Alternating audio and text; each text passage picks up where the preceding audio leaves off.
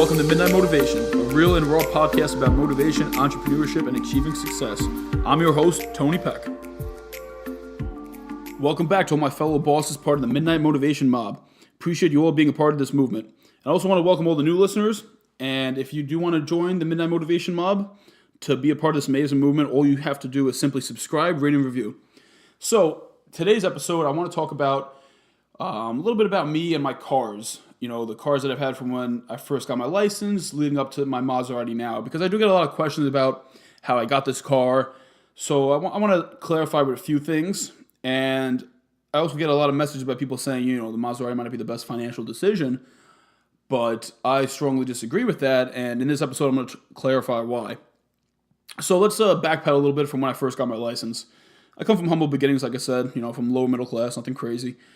And the first car I got was a hand-me-down from my father.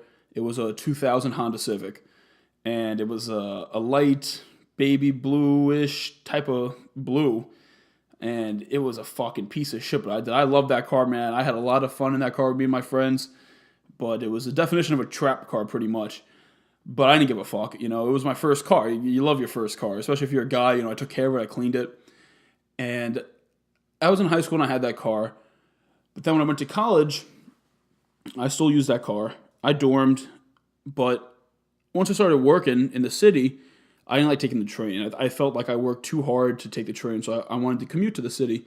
And I would commute every morning whenever I went down to the city in this Honda Civic, this 2000 Honda Civic. You know, it's a fucking shitty car at the end of the day. I'm lucky it had music, and I'm lucky it had AC and power windows. But it was a car, took me from point A to point B. But being in that car was very humbling, to say the least. I knew by being in that car that I wanted to have more for myself as I got older. I couldn't just have, you know, these lower end cars. To me, I enjoy being in a car. I like driving. So for me, cars do play an impact in my motivation. Now, when I was younger, I had a friend and he worked at a BMW dealership. So he'd get insane discounts on BMWs, which I didn't know at the time. I just knew he worked at BMW. But he would always be driving a BMW, and I fucking loved the BMW. I thought it was such a cool car. It looked like it was just so nice. It was sporty. And me and my best friend PJ, we both loved it. Even he loved the car. So we always talked about it when we were younger. So this is going back from when I was like in the 3rd, 4th, 5th, 6th grade. I saw this car. I loved it. And I used to tell my grandfather how I'm going to buy a BMW one day. I'm going to buy a BMW. And he'd be like, yeah, okay, Tony. Yeah, he just patronized me pretty much. Like, yeah, nah, you're going to buy a BMW, my hairy ass pretty much. So college comes along, like I said, and I'm driving a Honda Civic all the time to work in the city. And I'm doing a whole bunch of other different things while I'm working, you know, at the job in the city. And it just really pushed me to want more. So I was in college and I had the job. I said, you know what, fuck this. It's time for me to buy my own car. I'm doing well. So what did I do? I ended up buying a BMW. And that was my first car that I bought. I had a BMW 3 Series, brand new. Came home with it.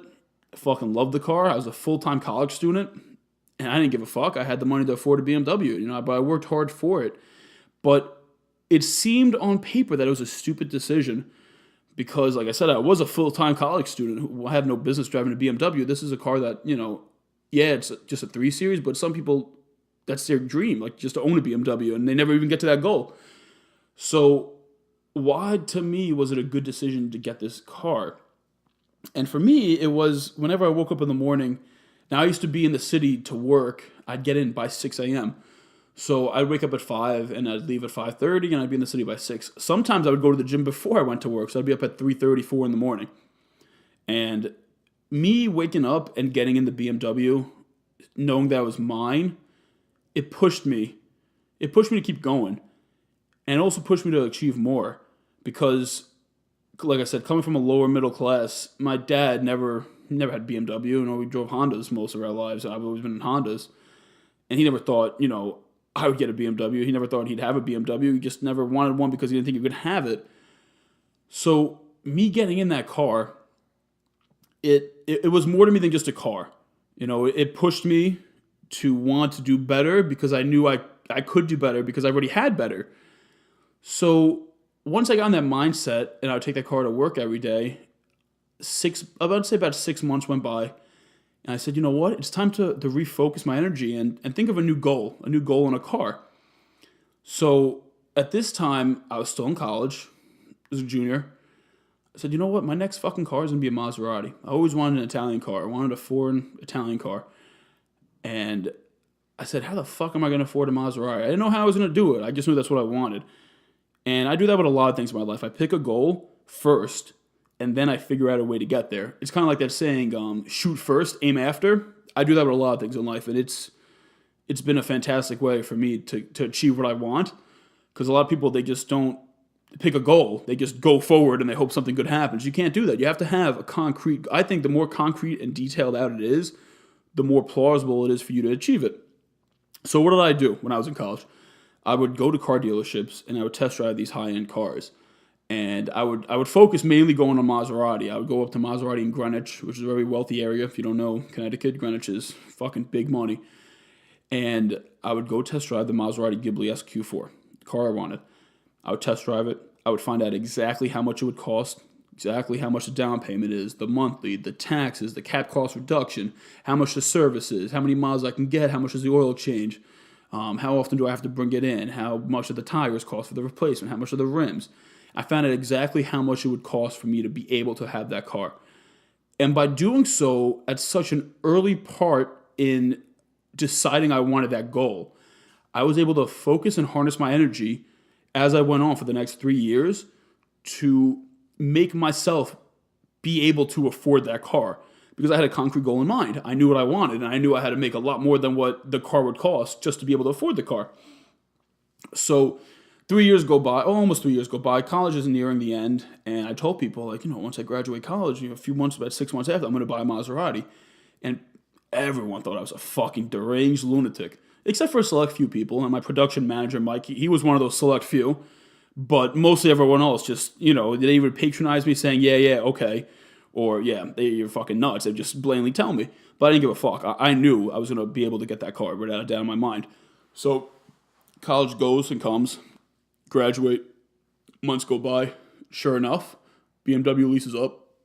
And what do I buy? Buy a brand new 2017 Maserati Ghibli. And it was the same car that I test drove multiple times. But once I bought that car, I wasn't really congratulated as much as I thought I would be. Not that I really gave a fuck because I bought it for myself, but I got a lot of resistance on people from saying that was a dumb financial decision. And to me, I was always confused by that, because the whole reason I bought it was the same reason with the BMW. I get in the Maserati whenever I drive it, and I'm sitting in a car that people would tell me is impossible for me to achieve at any stage of my life. Now we're way past the BMW 3 Series. I'm a fucking Maserati. I have a Ferrari engine in my car, and I'm 23 years old. So this is something that people would strive their whole fucking life to buy a car like that, and I have it at 23. So people are like, that's a dumb financial decision. You could have invested somewhere else. But to me, I did invest. I invested in myself with that purchase. And people don't get that, because everyone asks, oh, do you invest? Yeah, I fucking invest in myself. If you're buying books to help yourself, or if you're buying programs, or even if you're buying the car like I did, that's an investment in yourself if you leverage it the right way in your mind. So when I get in my fucking car and I sit there and I really think about how I achieved the impossible, quote unquote, of course, the impossible other people, how much more impossible things can I achieve? So having the Maserati puts into me motivation, affirmation, and it really focuses me on being able to achieve more than I thought I could have before I achieved having the Maserati. So to me, the financial that I pay for it is an investment in myself. It's investing in the belief of myself to achieve more. And another flip side of having a Maserati is when you show up and you do business and you try to close deals with other people, first impressions play a big part. So if you're rolling up, if I rolled up in my 2000 Honda Civic to a lot of places I've been to do business, they might not take you as seriously in the business sense because you don't look like you're doing that well. Now, I'm not saying to go out and buy a Maserati just to look like you're doing well. I'm saying if you could afford it and you have it, it definitely helps you when you are doing business. So that's another predominant factor in, the Maserati actually having value, aside from, you spending a monthly payment on it. But I want to make this clear for everyone, because there's a lot of people listening on right now, and I'm sure you're thinking, well, Tony, I can't fucking afford a Maserati, or I can't even afford a BMW, but I really want one. Well, listen, if you know a car you really want, pick it out, go sit in it, go test drive it, go figure out exactly how much it costs. And if it's time for you to buy a car and you can't afford it comfortably, what you need to do is think hard first, okay? Think about how much you really want that car. Now, let's say it's a Maserati. You really want a Maserati, but you can't afford it. Do not go and buy a car slightly lesser than that. Don't go and buy a BMW 5 Series because you can't afford a Maserati. If you can't afford the car you really want, buy a car that purely takes you from point A to point B. Go lease a Honda. Go lease a Honda fucking Civic. Because that's going to do two things for you. One of them is going to be, it's going to humble you and it's going to motivate you as well. Because when you're sitting in that fucking Honda Civic every day, you're going to be like, well, fuck, I really want the Maserati even more than I thought I did. And the second part is, if you did buy that BMW 5 Series, which is a fucking nice car, I think the Maserati is better, to each their own. But the BMW 5, it's a very nice car. You having that may not push you to achieve the goal of the Maserati because now you're comfortable with having a nice car.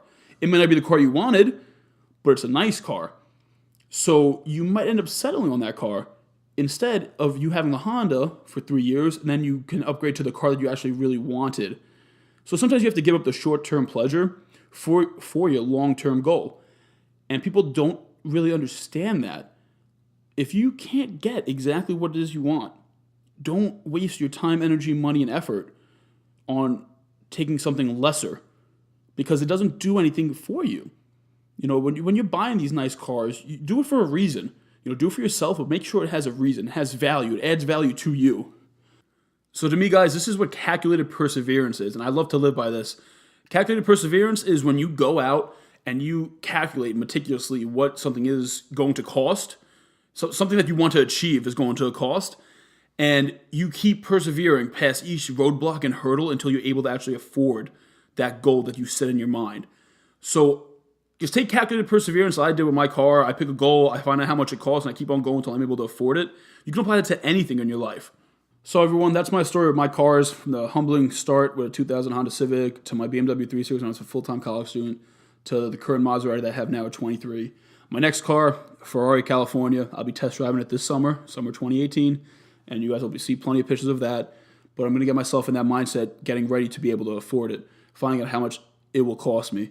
So I hope you guys can take a lot out of this podcast episode. I think it has great value, a lot of things that people don't typically think about often, but if you add it to your life, it can definitely change up different aspects of it. So I will be talking to you guys next time.